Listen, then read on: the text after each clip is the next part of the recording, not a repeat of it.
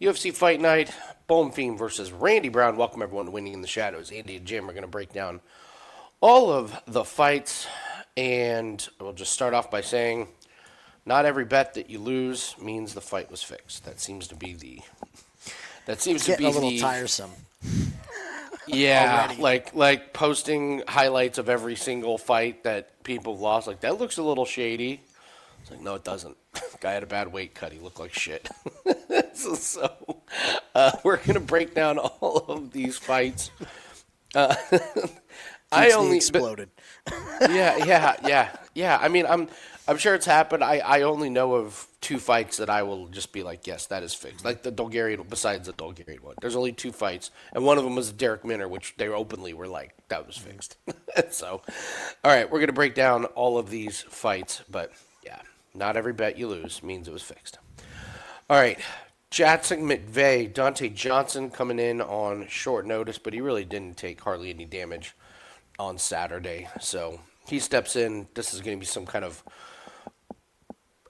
like to say catch weight is, I mean, this may be like 193 and a half. Maybe like, just, Johnson, how much do you weigh? Okay, that's the weight, okay? This is a strange fight here. How do you break this one down? We got to wait for everything on this fight. Okay. Yeah, Deontay Johnson's going to murder this guy. Yeah, he is. It's that simple. I'm not worried about the two back-to-back weight cuts because I don't believe it's going to be at 185. No. Like it's stated right here, obviously. So, I mean, we're probably looking at, what are they going to do, fight at light heavyweight? I don't know, but Deontay Johnson is going to absolutely murder Jackson McVey. Jackson McVey was brought in on as cannon fodder. We got a great view of what Deontay Johnson is going to look like when he's not fighting heavyweights. So yeah. we know, and like I said on last week's breakdown, there is just something about Deontay Johnson. I don't know what it is. Johnson. Or Dante Johnson. Deontay Johnson, wasn't he the Pittsburgh Steeler? Yes, he was the wide Steeler with receiver? the receptions all the time that we were made a ton of money on. I don't know. I can't put my finger on it what it is about this kid, but there's something there. Yeah, he's got something. I don't know what it is. Just give him time to develop, and giving him opponents like Jackson McVey is a great way to let him develop and get more cage time. But I have a feeling we're going to be talking about him for a while in MMA. Yeah, I mean, Jackson McVey, supposedly wrestler, takedown guy, and then he screwed it up against Bruno Ferreira. Like, he got his he slid off. Bruno Ferreira laid on him, and then got the armbar. It was a terrible look. And then what do we see from Dante Johnson? I can wrestle if he wants to. But, yeah, McVey, this is Dante Johnson by finish if I've ever seen it, because we know Dante can strike. Still hasn't been the distance, but his cardio didn't even look like he was, that bothered. He didn't have to do a lot against Dumas, but just absorb Dumas's ridiculous, wild striking and such. So I think anywhere this fight goes, McVey's in big, big trouble. So Dante Johnson by finish. Like, Chimaev has done this, taken a fight like within a week. Susarkayev did this, and anytime they do it, they're just fighting somebody they can just go right through. They can just bulldoze. So I think it's the same thing here. So, all right, Miles Johns and Daniel Marcos. How do you see this fight going? Sorry to be boring, but I don't care who wins. Give me fight goes the distance. These two guys are going to be closely contested. Miles Johns seems to have fixed his cardio over the past couple of fights, so I thought it was a really impressive showing for him in his last fight. Didn't look like he got tired. I thought it was really close. I actually had him edging Matsumoto in that fight. I thought it was razor, razor thin. Coming off two losses in a row, I would think his back is against the wall. But on the other side with Marcos, he's another guy that I'm not superly a fan of, but the guy just wins. Very different Montel Jackson that we got in this fight than the last Montel Jackson that we saw. Like, where was this guy a couple weeks ago? Just deer in headlights in his last fight. If I have to pick a side, I'm going to say, first of all, this fight's going to split decision. I am going to go with Miles Johns with 2 losses and his back against the wall to land the bigger shots, and I believe that sways the judges. But this has split decision written all over it, up, down, left, and right. I thought Marcos. I made a lot of money betting on Marcos, but I don't think he. I didn't think he beat Davy Grant, and then you get the no contest. This Giannis fight, I just thought was kind of like I just thought it was closer than it should have been. It was a really good fight, and then he looked really lethargic against Montel Jackson. He looked very unlike himself. He was not fast. He was not. I don't know. There was something off about him. He couldn't get anything going with the striking. So I really do wonder if there was just something that he wasn't feeling good or there was an injury or something. But you go back and look at his fights before that Montel Jackson, it just look completely different. And yeah, Miles Johns, man, he looked amazing against Matsumoto. Looked amazing. And, I think we live bet Johns or something, and we couldn't believe that we lost that one. And he was devastated. So I think Miles Johns gets the wrestling going. Striking wise, Miles Johns is not lighting the world on fire with striking, but neither is Marcos against Montel Jackson. So who's got an advantage somewhere? I think it's Miles Johns with the wrestling, and if he gets this to the ground, this thing's flying over the distance, because Daniel Marcos is not that big of a knockout guy. Miles Johns certainly isn't that big of a knockout guy. And you're right. We've seen Miles Johns' cardio look really good. So I'm with you. I don't care who wins. Just take the fight to go the distance. Purposes of the video, I'll take Miles Johns, though. Thought he looked great against Matsumoto. Looked very, very motivated and focused. And Daniel Marcos just did not in his last fight. So Tisha Pennington, Denise Gomes. What do you like? I'll say it again. Oh, we're going here? Yep. I don't care who wins. Give me fight goes the distance. I'm not betting on either side. Tisha's getting up there in age, but she just continues to be what she is. And Denise Gomes, not been impressed with her lately. A lot of hype when she first came in, not there. That decision, sorry to make it keep, we'll talk about Gomes here. She beats Elise Reed. So what? You should beat Elise Reed. Like, everybody should beat Elise Reed. And we just go on and on. Oh, she's got that finishing ability. She's this. She's tough. She's got a neck tattoo. She should win. Da, da, da, da. And it's just, I find myself always wanting more when she fights. Always wanting more. And the last time that she stepped up against a veteran, I'm not going to count Carolina because Carolina's on her way out, but she lost the decision to Angela Hill. And you got Tisha, who's kind of cut from the same cloth as Angela Hill, which is going to be volume on the feet. Don't be involved in the grappling. Use your movement and touch her up. This last fight against Pinheiro for Pennington is just not an impressive win. It's unanimous, but Pinheiro, I thought we saw the chinks in the armor starting with Pennington. I'm going to say that this is the one that throws people off, and people are going to want to bet Gomes, and this is going to end up being Tisha by split decision, by the skin of her teeth. I was very concerned because Raquel Pennington had neck surgery, and I didn't know where Tisha's headspace would be. Do a little internet stalking, go onto Instagram. You're not seeing anything speaking about recovery. There's trips to Disneyland. Everybody looks happy, healthy, A-okay. So I'll go Pennington to win the decision. I believe that Gomes is going to be a parlayed and a hotly played fighter here leading in once we see face-offs. I'll go with Pennington. I'll go head-to-head with you. I like Gomes. I think she's kind of coming into her own. Remember, she's only 25. I mean, she's still a baby, as far as her career goes. So, and I know, she beat Elise Reed. She did what she was supposed to do. Knocked her out. Carolina goes to decision. Eduardo Mora, she's way smaller than. Mora's huge. She does get the decision, and she got the really nice knockout against Morgan. When I look at Pennington, it's just so stiff. She's in her, 36 years old. She just doesn't have that fluidity.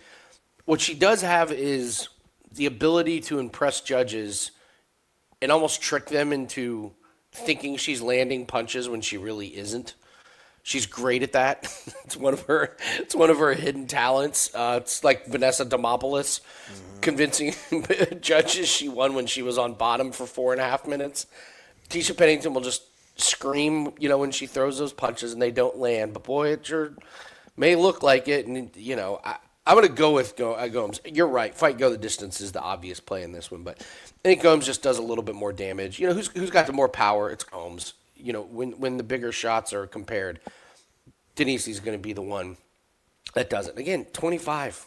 She's just coming into her own. So I'll take the younger fighter here to win a really close one. I love the split decision prop. That's a great one. This has got split decision written all over it for sure. So Josh Hokit, Max Gimenis Cricket. Jim, where did they find this guy? What's going on? What in the world fight is this on a UFC card? What do you think is happening in this fight? Well, it was great. We were talking about this before the show started. I said, what did you find out about this Max guy? And Andy had a very simple answer, and I think he nailed it. He goes, well, I know he's not an MMA fighter. He's not. He's not. No, he's a grappler at heart. The guy is built like an absolute refrigerator. But the athleticism is going to be a real problem in this fight. That's what I kept going back to, is that Hokit's athleticism is just going to be heads and tails above this guy. And we've seen this with these jiu-jitsu aces, these grappling aces. If they can't get this fight to the ground in a dominant position, they're in trouble, man. Wrestling, to me, always trumps natural jiu-jitsu player. And Josh Hokit has wrestling and athleticism. Two key things that you need to beat a jiu-jitsu ace. It's that simple for me. Really liked what we saw from Hokit. I've heard people say, well, I don't know, that cardio was in. I have never seen any kind of a cardio issue with Josh Hokit. And if you're not familiar with him pre-UFC, you will agree that there is no cardio issue with Josh Hokit. He is the main focal point, really, of Jackson Wink at this point. It's not really a hotbed for big MMA prospects. So I do believe he's getting the majority of the attention and treatment out of that camp. I don't believe he's getting treated like Holly Holm was, where people could come in and pay to train with Holly Holm off the street. I don't think people are jonesing to run in there and train with Josh Hokit, who just want to try out MMA. Hokit has a lot of pressure on him in this fight, especially after his Contenders debut. He talked a lot of smack. So he's got to get in here and back this up, or we're going to be talking about the fraud check, the dreaded fraud check word after this. So I'm going to take Hokit, and I'm going to say that he does melt Max in round 2 or round 3 and gets his way to a finish stoppage win. Yeah, it's Hokit all day. Come on, this guy, he grappler. He's fighting guys that are 7-8 at Shogun fights and 9-9. He knocks them out. Okay, whatever. He can't even find these fights. No, Hokit's wrestling is just way too good. And like you said, Max would somehow have to end up on top with Hokit tired. Because even if he does end up on top, I don't think he's holding Hokit there. Hokit is able to stand up on him. So Hokit runs, just absolutely demolishes this guy. He's not a striker. he doesn't strike. I mean, it's just, no, this is, I do not understand this matchup. I don't understand how this is a Contender Series guy. These Contender Series guys, they at least normally give him a UFC vet. Where did they dig this guy up from to give him so? Just these grapplers that win on the regional scene and then come to UFC, it just doesn't go well for them. They're just not ready. The striking doesn't scare anybody. And once the striking doesn't scare anybody from the very beginning, the opponent can just do whatever they want because they're not scared of anything. Hokit by finish, I would take rounds 1 and 2. You said 2 and 3. So maybe it's just round 2. Round 2 is probably your safest. I could see Gimenis surviving cardio-wise and looking very tired going to the stool for round 2. Yeah. And then it's over. All right, so we got Hokit and Gimenis. All right, Mayra Bona Silva, Jacqueline Cavalcanti. What do you see? What do you see in this fight? Okay, let's talk about what Cavalcanti does well. Good footwork. Strikes with all limbs. Okay, she kicks left, kicks right, punch left, punch right. Does mix in the elbows, but not a whole lot. Wrestling defense, question, but I think it's good enough for this weight class. It's good enough for the women's divisions, period. One thing she does know is she knows how to win decisions. I know that they're close, but we can't fault people for winning. And what does she do? She wins. She just wins. So I know the fights are close, but she does enough to eke them out. Have some questions about her when she really takes a large step up, but I don't believe that Bueno Silva is a step up. Let's talk about Bueno Silva. Things that she does good. She does have this dangerous ground game. She will get into a firefight. She's tough, that we know. And she will throw back, and she throws hard. Good kicks on her as well. But here's my problem.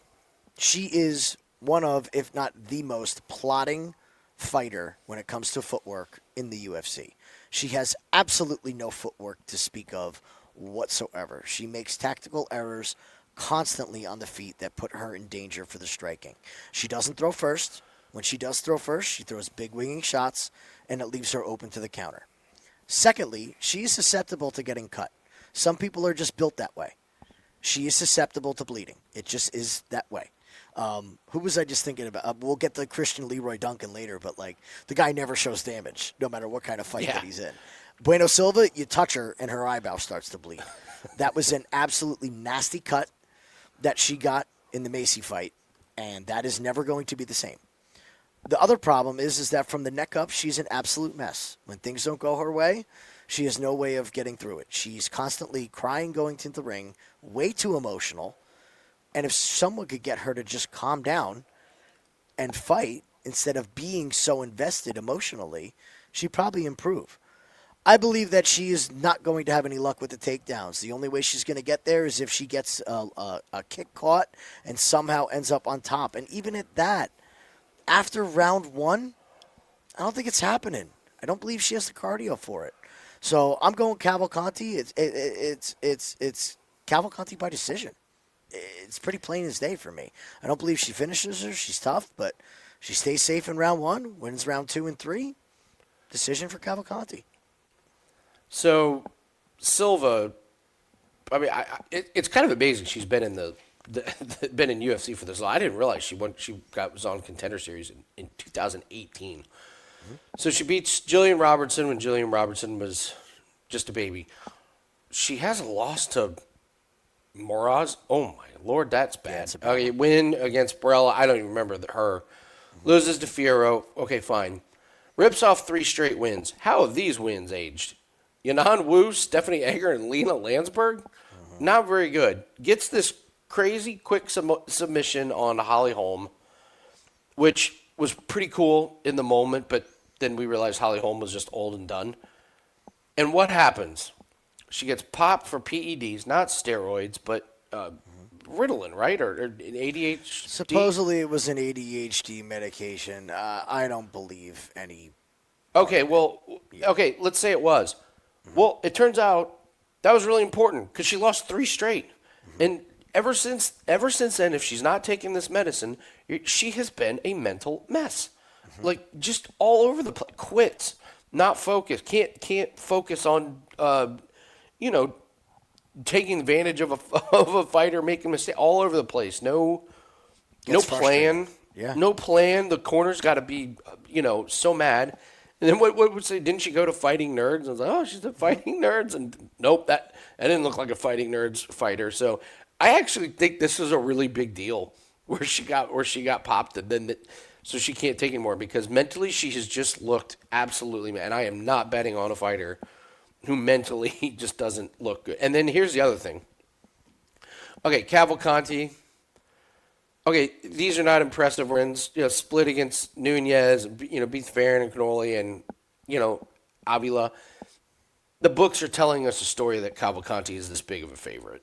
Mm-hmm. Like, that to me speaks volumes. Because you're like, okay, Mara Bonasilva, she's fought the better competition. Cavalcanti barely beating these. But striking-wise, it's Cavalcanti, I think, all day. And like you said, Silva, if can she get it on the ground?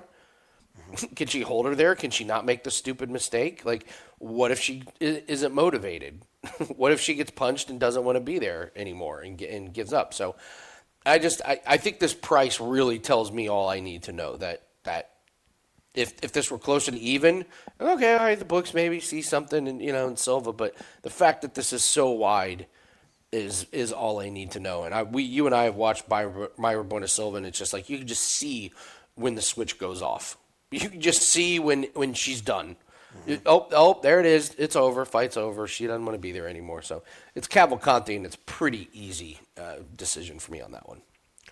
Moving on to Jamall, Emmers, and Hyder. Amil, what's your breakdown on this one? I thought you absolutely nailed this in our discussion. We were talking about Jamall Emmers, and he's really become a killer be killed fighter. Yeah. It's amazing how these guys can just flip a switch in their career and go from decision machines. Let's face facts. If he doesn't dive into that heel hook against Pat Sabatini, that thing's probably going the distance from what we've seen from Sabatini recently. Other than that, he was a decision machine, and now we're looking at 3 finishes in a row, for and against. Now his wins, Dennis Bazookia, not the best. The Nate Landwehr fight, he's winning. He almost has Nate out of there, but we've just seen this guy crash. Gabriel Miranda, that should be an easy finish win. Like, you did what you're supposed to do in that fight, is finish Gabe Miranda very easily in round 1. Hyder Amil, it's going to take a lot more than what he showed in the Miranda, the Landwehr, and the Bazookia fight to put Hyder Amil out. Hyder fought like an absolute dope in his last fight. These guys that rely on their chin and forward pressure, they need to learn this lesson. And he was due for a loss. Remember, he was undefeated before this fight. This is where I absolutely love to bet on fighters that I already like right after they suffer their first loss. This is a learning lesson for Hyder Amil. I don't believe he's going to come in as reckless, and he's going to bide his time until Jamall Emmers starts to tire or he leaves an opening. And the second that happens, you're going to see Hyder Amil push forward and bring that forward pressure. Emmers will make a mistake. It's only a matter of time. Even in his wins, he makes massive mistakes. So the question for me is if Hyder can capitalize on it, and I believe he can. I think this fight doesn't go the distance, and it's Hyder by knockout. I'm going to say second round. I believe Emmers gets very tired by the end of the first. Hyder survives, and then he pours it on in the second and gets Emmers out of there. Yeah, I said right after, in the moment when he got knocked out, I said I cannot wait to bet on Hyder Amil in his next fight. It was a flash knockout. It was a really stupid move, and Delgado is a knockout machine. I know he went the distance his last one, but that's Nathaniel Wood. That's the ultimate decision machine. So, everything to me screams Amil. Fighter coming off of his first loss, flash knockout, and then going up against a guy with bad cardio. What's so weird about it is he would go to decision, and then all of a sudden in the last 3 he was just like, I'm going to fight so hard that I get tired at the end of the first round. I don't know what happened and why he's done that, but you watch him, he is just forcing an insane pace, and it's worked 2 out of 3 times. He's going to do it again, and Amil is just got to weather the storm, and Emmers will make a dumb mistake. When he comes, he's swinging, his chin is wide open. Fight doesn't go. I tell you that. Fight's not going to go the distance, but I'm with you. I like Hyder a ton. This just checks a lot of boxes with the fighter coming off of his first loss, fighting a guy who makes a ton of mistakes, who's beating a bunch of chumps. So, step down in competition for Hyder. It's Hyder all day. Low key, a lot of mileage on Emmers as well. 29 fights. 29 fights is pretty interesting. Yeah, a lot of mileage 36. on that body. Yep. 36. Maybe that's why. Maybe he's like, man, my cardio ain't there anymore. I just need to get this done in the first round. So, makes sense. I feel you, Jamall. UFC Gold Best Bet, guys. We just got one play that was up. We did really well last week. Just one play. It hit. live bets continue to just be the story of 2025 for MMA. So we're going to be live on the Winning in the Shadows YouTube channel. Please join us. The live bets have just been absolutely fantastic. In fight, before fight, shout out to Bulgarian and Tavale because that was a nice live betting opportunity that we discovered. But for whatever reason, when Jim and I get on a stream, we just talk out some of these bets and they work. And you just need a couple really good soft live lines to turn a profit. So we'll keep plugging away. I think I was 3-0 on bets that we made during the show. I don't think I lost one. We did good. I know I lost one, but it was a very profitable night live. Yeah, it's great. It was fantastic. Yeah, we made enough live that when our play was around, we're like, okay, we want to hit this, but like we were already happy before. Absolutely. So play, so join us, grab this play. Let's keep cashing, and come watch us and hang out with us. It's a lot of fun. It's going to be an afternoon card, so we'll be doing taste tests as well. So it'll have all the favorite things. So, all right, move on. Interesting fight here. What a great match here. We got Marco Tulio versus Christian Leroy Duncan. What's your take on this one? Well, last week on the show, we did our look-aheads, and I was all about Tulio, and I've definitely switched my tune on this. Okay. Well, here's the first reason. Tulio was in Norma's corner last week. Norma got really lucky to get that win. We were really lucky because there was a lot of live bets on Norm as well. I don't like when fighters who are together, girls and when they're in a relationship, I don't like when I see them in the corner and that person loses the week before.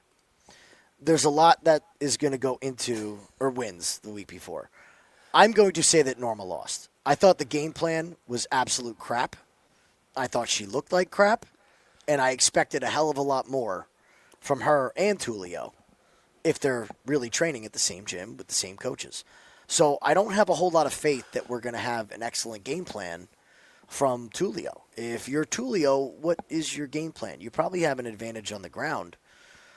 But here's the thing, man. Leroy Duncan, not an easy guy to take down and hold down, and you have to wade through fire to get there. And we've seen Tulio to get hit. When Tulio came off Contender Series, we were worried about his defense. He took some shots in that fight.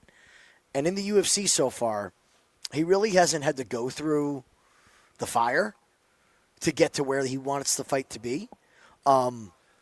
He's going to have to in this fight. It is a scary proposition betting on Leroy Duncan because we've seen him do a lot of dumb shit in all of his fights. Stupid little calf heel kicks and spinning techniques when there shouldn't be them, being held up against the cage, holding other people against the cage. But, man, I keep seeing Tulio get caught coming in by something from Leroy Duncan. If he can close the distance, it's his world. He should excel. I'm going to say that Leroy Duncan wins this fight, and he wins this fight by knockout. I think he's going to catch Tulio coming in. I landed on Duncan as well. Tulio's got the really impressive record, but boy, what a step up, man. Pateria and Tresean Gore, and then he gets somebody, like Duncan that's going to be his size and can hold him up against the fence and does have cardio and, all that. So I'm with you. I like what I've seen from Duncan. I liked him. I think we bet against him against Gregory Rodriguez, then we've come back and bet on him in these two, and he's looked really good.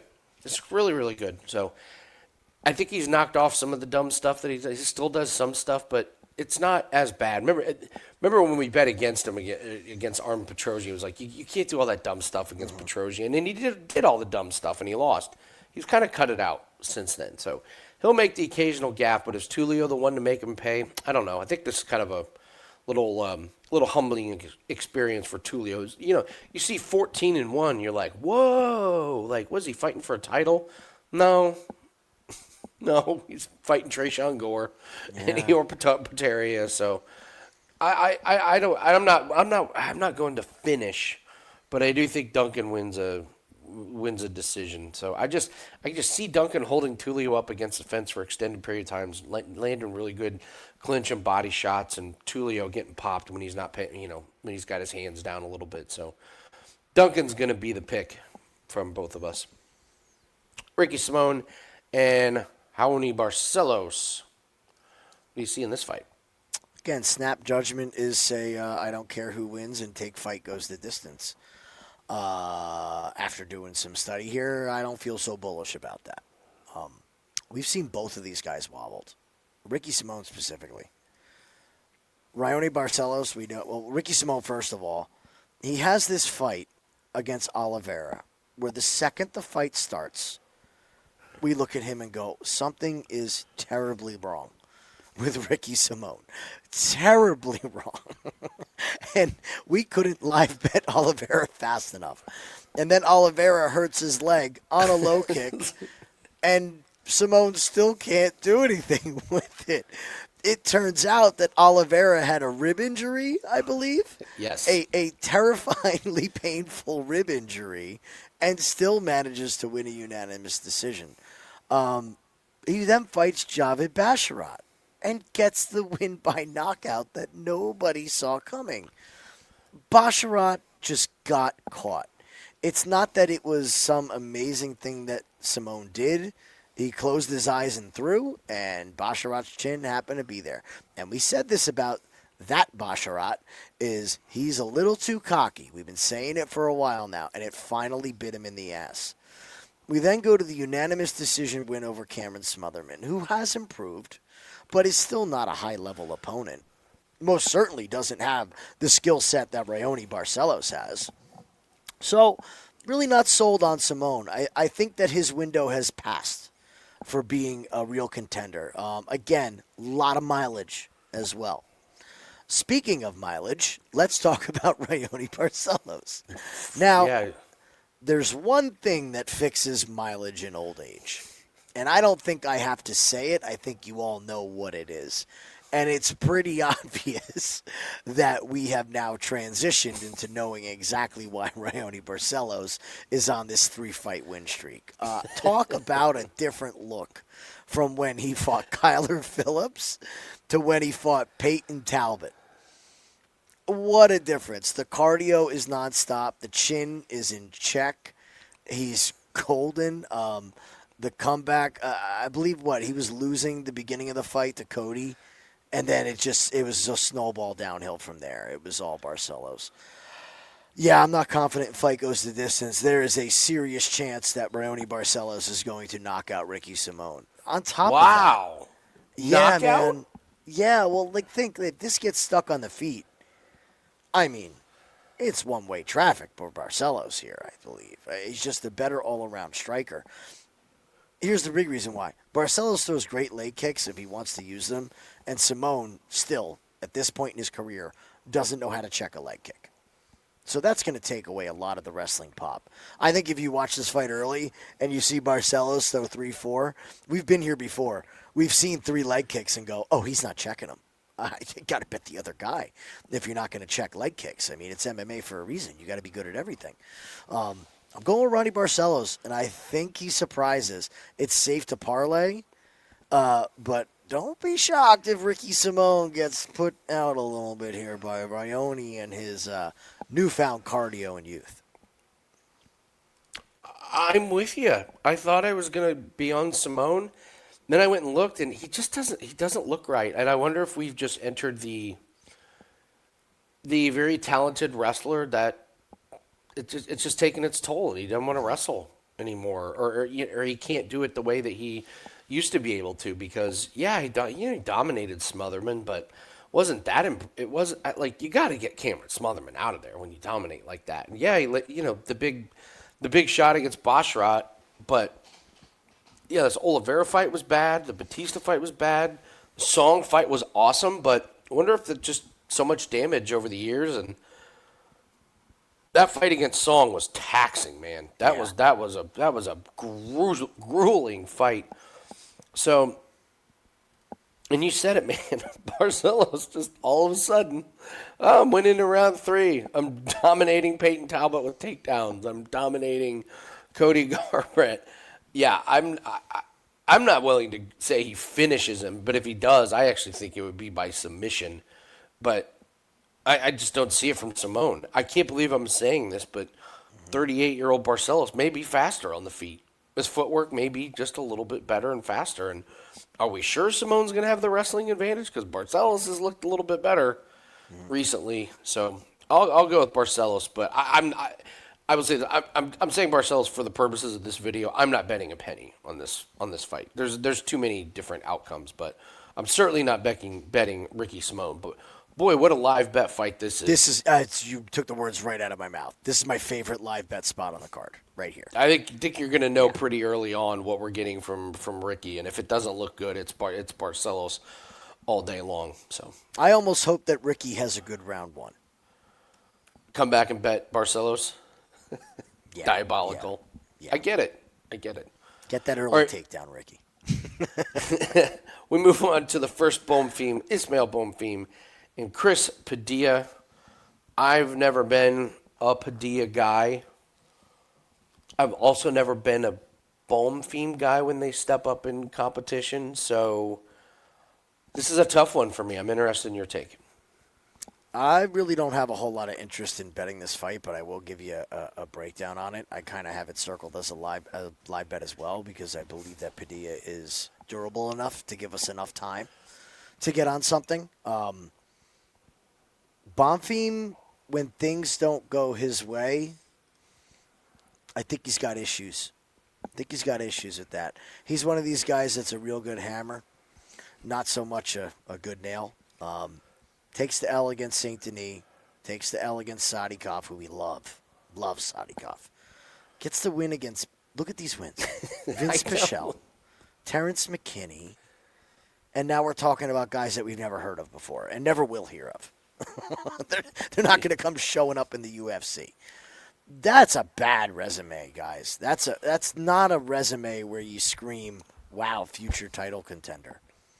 Now, Padilla doesn't do a whole lot special, but what he is tough. What he is durable. He's got cardio, and he can make fights ugly. So if we have a guy on one side that doesn't do fights are ugly, needs him to be clean, needs it to be in his world at his pace, and we have a guy on the other side who's not too skilled, but he's going to make it a dogfight. He will make, if he doesn't get sparked in the first minute, this fight will turn into a dogfight. I have to lean Padilla in this spot. Also believe this is live for a finish late. Maybe the way to take this is just fight doesn't go the distance. I'm leaning Padilla, though. I'm leaning Padilla. We'll see how these guys look at weigh-ins. We'll see how we look at walkouts. I wouldn't be shocked to see a late finish here from Padilla when Bonfim is just out of options. I don't like either of these guys. I mean, these wins, come on. James Lontop, Lontop is gone. He's not even fighting in UFC anymore. He wins on Contender Series, loses 3, and then he's out of here. And he fought like a complete bum. He did the same move like 4 times, and then Padilla catches him. Rongzhu is winning this fight. Padilla hits him in the perfect place. His eye swells shut, and the doctor stops it. Rongzhu didn't quit. The doctor just stopped it. And then he barely beats Jai Herbert. Give me a break. I don't see the upside in this guy whatsoever. You're right. He's tough. He's durable. But what do we say about fighters when that's the best thing that we can say about them? That's not a good recipe. So who's got more paths to victory? It's Bonfim. Who's got the better weapons? It's Bonfim. Who's more apt to make a dumb mistake? Bonfim. His thing against Salikhov, he was winning. And then one kick, he dropped his hands. Salikhov hit him with a beautiful shot. He couldn't see, so they called off the fight. And again, St. Denis just absolutely ragdolled him. So Bonfim is just super high ceiling, super low floor. I can't bet anything on this fight. But if you're doing the Bonfim parlay, good luck to you. Good luck to you. I don't trust these guys. They're excited. I will say this: Bonfim's probably going to make this fight exciting. He's probably going to push the pace. He's good, I actually think it'll be a good fight. Sure. But Bonfim's going to make mistakes. Can Padilla, capitalize? I don't know. if I had to make a pick, it's Bonfim just because I think Padilla is really limited, and I don't think he's that good, and I think Bonfim just has the higher ceiling. But again, I won't be betting anything on this one. Muslim Salikhov versus Eros Medic. I think we may need a Medic in this fight. Like Salikhov might die of a heart attack if this gets to round 3, and Medic may die if Salikhov touches him in the first round. What do you think of this fight? You have the ambulances on standby for this one. Yeah. We might need 2 no matter what the result of this fight is. It's just let's get this, again, out of the way. You're trying to do something with this fight not to go the distance or the under 2.5. Euros Medic does not go to decision, win, lose, or draw. His fights end. Go to his profile. It's wild that you just looked at. It's hilarious. Look at this It's stuff. hilarious. This is insane. Like, this no has decisions. to be No decisions. this has to be the least amount of time in how many in 14 fights. I should go add this up and see if this even equals Total fight like time? 2 fights. Yeah, what is this? 2 fights? If that, you got a minute 30. Like you go through this guy. It's like barely fought. He really hasn't fought that much.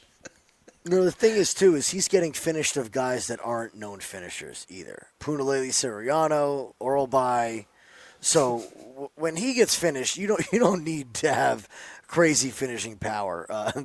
The mistake maker, Jalen Turner, like, just nukes him in round 1. The retired Yeah. Jalen Turner. Yeah, and these guys that he's beating by finish are guys who get beat by finish. And Matthew Sebelsberger, Tim Means, Gilbert Urbina. I mean, everyone's going to say Omar Morales. Yeah. I'll echo it. Like he did get dropped by Gilbert Urbina. Like he got put on his ass by Gilbert Urbina. I don't understand this line one bit. How in the world could you favor Uros Medic against Muslim Salikhov? It has to purely be the age gap. And I know it's a great statistic with 6 years or more. Always the younger guy wins. I think it's 68% of the time. I get it. But all Salikhov has to do is touch Medic one time. One shot. It doesn't have to be his best shot. Any shot that he touches clean is going to put Medic on his ass. It just is. If he lands the punch that he landed on Carlos Leal, Medic is going down. He's out before he hits the floor. Like knockout. He might be out before the punch lands. That's how chinny he is. Like, yes. I think it's ridiculous that Salikhov is the underdog. I absolutely love him at plus money. I think you're also taking this fight by KO. You got to see what the line is. You're doing something with this fight not to go the distance, no matter who it may be. I am going to pick Muslim to get one more win. One more for the old guy here. He's just pinpoint striking. The guy knows how to move defensively. Medic is going to leave himself open. I see a counter shot coming from Muslim that just puts Medic out before he hits the ground. you don't even need to bet Muslim Salikhov money line. You can just bet him by KO. Of course, yeah. We always say, hey, just take finish.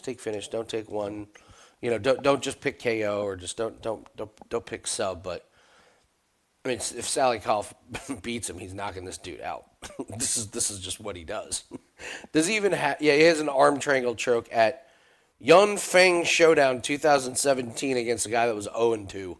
There's your submission win. Salikhov inside the distance at this gigantic price I actually can't believe they have Medic as the favorite. I don't get it. I don't get it at all. Maybe it's like, okay, Medic survives the first round, Salikhov gets tired, but I'm not willing to play when that. does he survive the first round? When?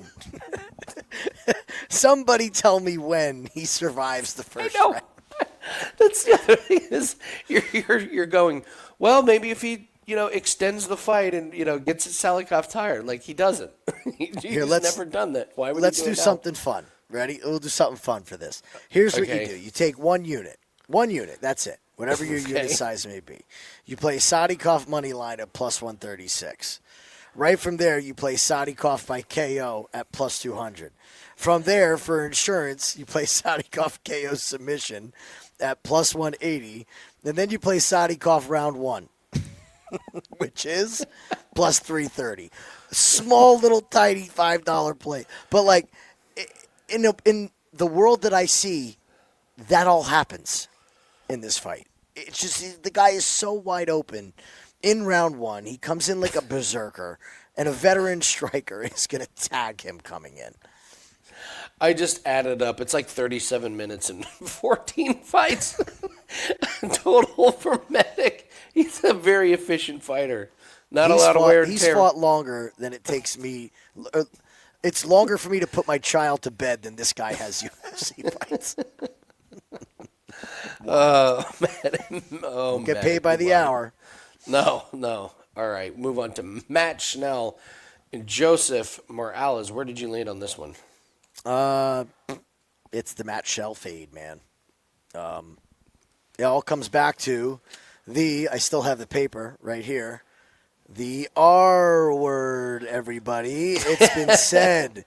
It's come out of his mouth. He has retired. I was going to say, And now he's he fighting actually again. retired. Yes, he actually retired.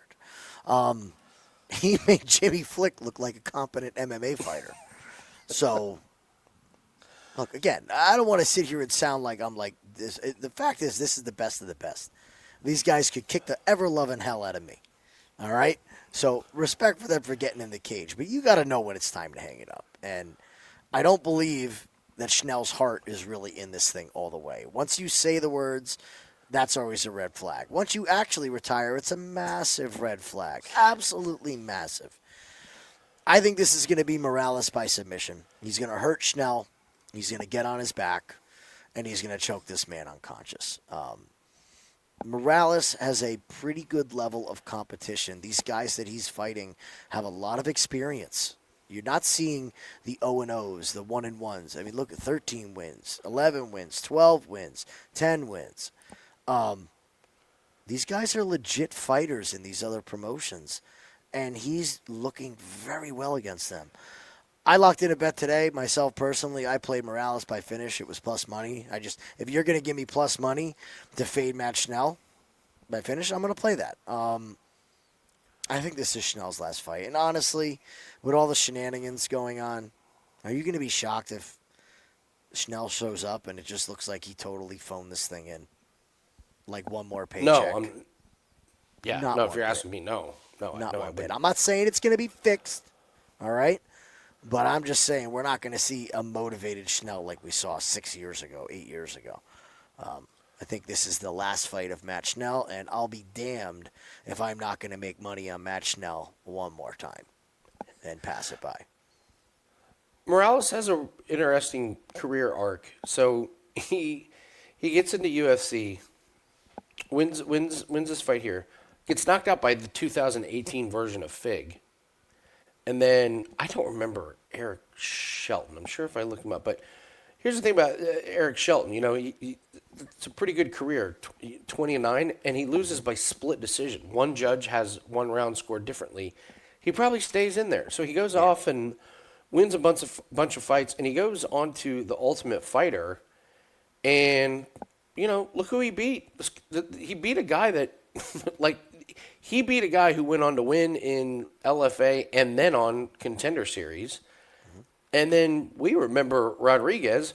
Rodriguez knocked a guy out cold. Mm-hmm. So on Contender Series. So, you know, that's who he beat. And then he's a huge underdog. We underestimated him completely and bet on Medeiros. And Morales dominated him. Like, it wasn't even close. And, you know, he outstruck him, and then he takes him down and gets the finish. And if that version of Joseph Morales shows up, Schnell's done for. So, yeah, we made a lot of money betting against Schnell after that insane Sumaderji fight. I mean, his chin is, I don't know what's worse than gone, but his chin is non-existent. And yeah, I was like, we're never going to be able to bet against him again. And then they give him Jimmy Flick, and you're like, Can't bet on Jimmy Flick. And he struggles against Jimmy Flick. Can't get him out of there. Jimmy Flick had some actual moments.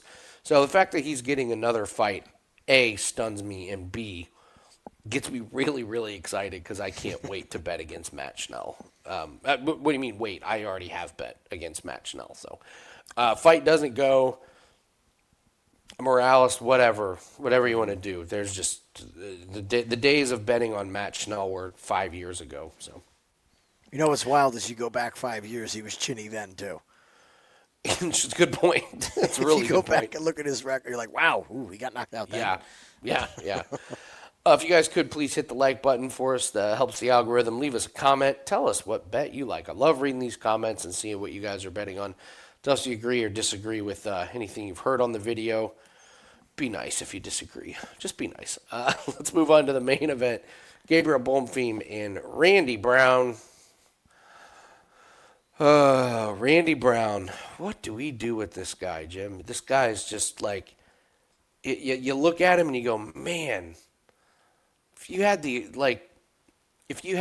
Bonfim aggression in Randy Brown's body, he'd be a world champ. But Randy Brown, his nickname, isn't it Rude Boy? Yep. Yeah, Rude Boy. It should be left leaving us wanting more. It's just like, I so want more from this guy. Where do you land on this fight? I'll tell you this. I made a lot of snap judgments this week, and then once I sat down and actually did my work, I flipped on a lot of fights. I initially wanted to fade Randy Brown and just said I couldn't trust him. Here's the thing. This fight reminds me so much of last week's main event, where you're just staring at the fight, staring on the fight, and wanting to fade Onama, and we have a guy we've been great on, and the fight starts, and we go, what the hell were we thinking? Woulda, coulda, shoulda, which is coming Woulda, up coulda, after shoulda. this. Yeah. I am not impressed with these Bonfims, which is disappointing because I had real high hopes for these guys. But I don't see the next level to them. I wonder if we've just seen what we're going to see from these guys. At his age, you can't be going to split with Stephen Thompson. And Actually, losing, by the way. And let's I also thought he not lost. forget that he lost. Yeah, exactly. That's money that I want back. Is my Thompson money. That we need a refund. I should call DraftKings like an early injury payback. Yeah, pay me back for that. Win against Chaos Williams. That doesn't age real well, right? Win against Angelusa. That doesn't age well, right? It really is. Sorry, I didn't mean to interrupt. Go ahead. It really is. It really is interesting because that Chaos Williams Brown fight was so good. Yeah. Now you look at Chaos and you go, was it? Was it that good? Yeah. Like, okay, he beat Dalby, or lost to Dalby. Again from gassing out. Trevin Giles, that doesn't age. Munir Lazez, ooh, God, we're getting uglier as we go here.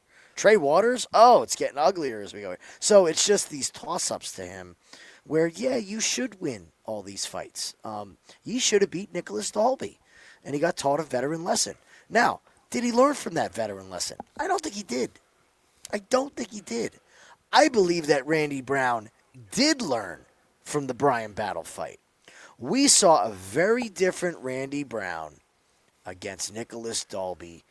We saw the aggression level from the start, which is really all we've been asking Randy for years is, dude, you're built with a huge advantage over everybody else. You hit like an absolute truck. You can hit people when they can't hit you. Just go in there and start putting leather on people.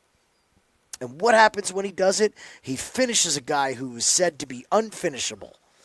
He's so tough and durable, and Dalby's gotten away with some stuff in his career as far as getting some of these wins, but man, I really liked what I saw from Brown in that fight. If we get that level of aggression, I'm going Randy Brown. I don't think this main event goes the distance. Neither of these guys are cardio fiends. And if Brown gasses and Bonfim ends up on top, he's in deep trouble. Deep trouble. with Bonfim on top. So I love this fight not to go. I think you could play with those late championship rounds, round 4, round 5, fight not to go. But I'm liking Randy Brown in this spot, man. I want the same Randy that I saw last fight, and I think he makes quick work of this. And that Bonfim parlay is going to go down in flames. I mean, you could do the anti-Bonfim parlay. I've been thinking about it. Padilla and Randy Brown. I have Randy Brown too. I hate myself for it.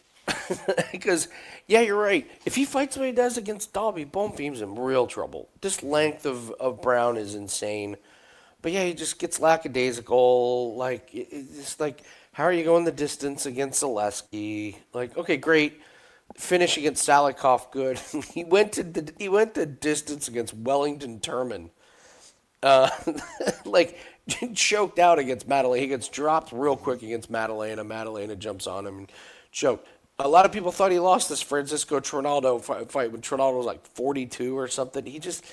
It's always something where he makes this fight way too close. And you're right. This Brian Battle thing hopefully was a wake-up call. Like, get in there, put your hands on this guy.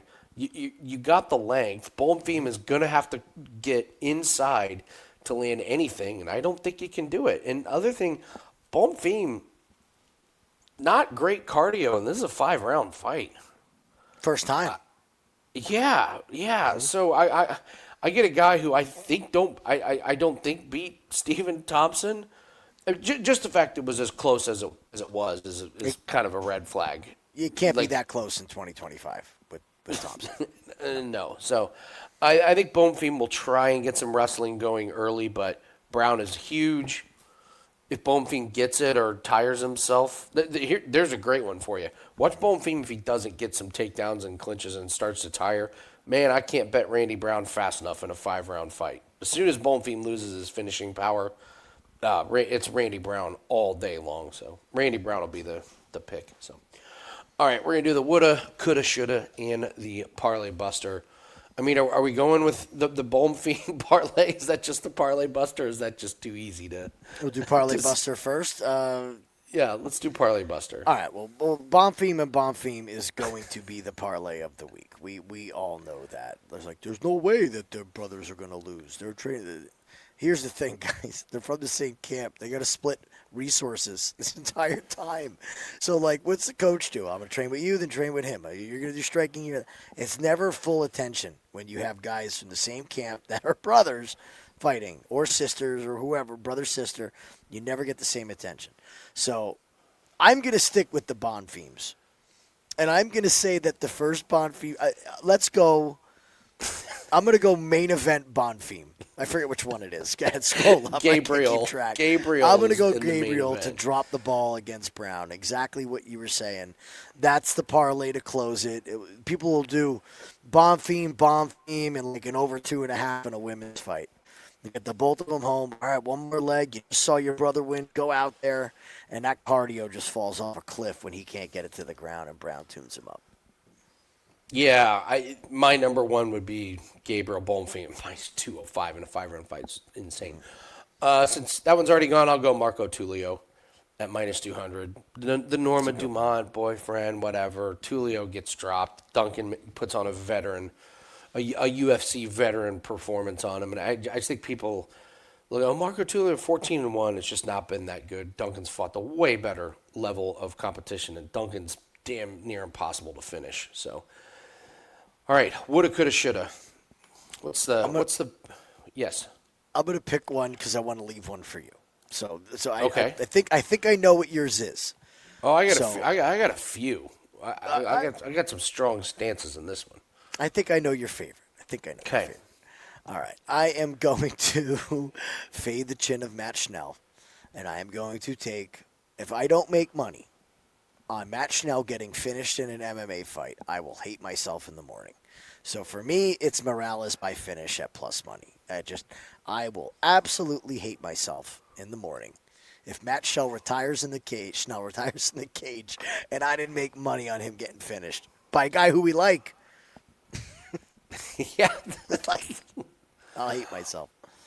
Oh, there's a few of them. I'll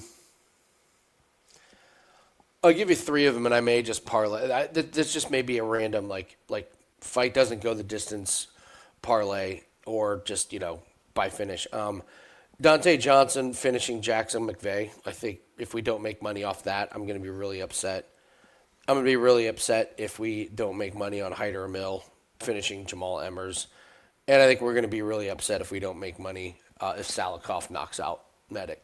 So I'll go with Medic. I'll go with Salikhov over Medic with just the insane price. This gigantic plus money. It's just too good to pass up. When I first saw the numbers, I thought the sportsbook had the numbers reversed. Mm-hmm. When someone's like, "Oh, Salikhov Medic," I was like, "Oh, I'd put Salikhov minus 180." And they're like, "No, Medic's the favorite." Wait, what? In what world? The guy knocked out Carlos Leal with one punch. What is he gonna do to the chin of Medic? So I'll go for my official one, Salikhov. But that was the one. Yeah. Okay. It's too good a price. I do think Dante Johnson makes mincemeat of Jackson McVey. Jackson McVey is pretty bad. So, all right, guys, that's going to do it for us. Again, we have our UFC Gold Best Bet, just one bet that we got this week. Go grab that. Make sure you join us for the fights on the Winning in the Shadows YouTube channel. We'll be watching the fights live bets, all that good stuff. And this is an interesting card. It's an afternoon card, which Jim kind of hates. They just pushed it back an hour and a half for me, so at least they get to did? wait till Okay. 4:30 now. All right. There you go. So, all right. Well, thanks for joining us, guys. Hit the like button, leave us a comment. Good luck on all your bets. We'll see everyone Saturday. Take care. See you Saturday, guys.